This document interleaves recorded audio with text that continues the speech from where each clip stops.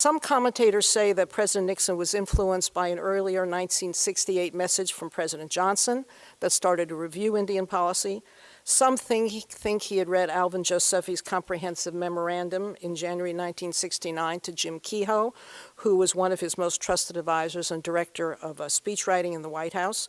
But I think, and this was just alluded to, I think there's a simpler and more accurate answer, which is that President Nixon personally held a very strong moral belief that federal Native American policy was destructive, it was discriminatory, it was debilitating, and it simply was not right.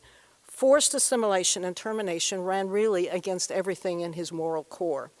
As a young White House fellow, I obviously did not know the president well, but I did get sufficient glimpses of his thought processes to, I think, say with some confidence that he did personalize his beliefs.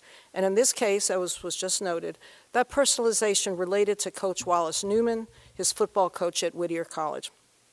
Coach Newman was a member of the La Jolla Band of the Mission Indian tribe, and the president said on more than one occasion that the coach had a profound influence on his life and had inspired him and his teammates to be self-confident, competitive, and to never give up.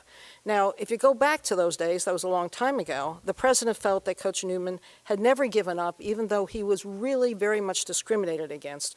That was a time when Native Americans and other minorities simply were not selected as coaches for major football programs, rather than, with all due respect to Whittier's program, nor were they selected to be major coaches as players or receive major honors as players.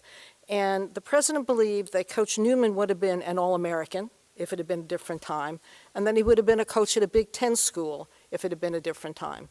But that was just not possible in those days.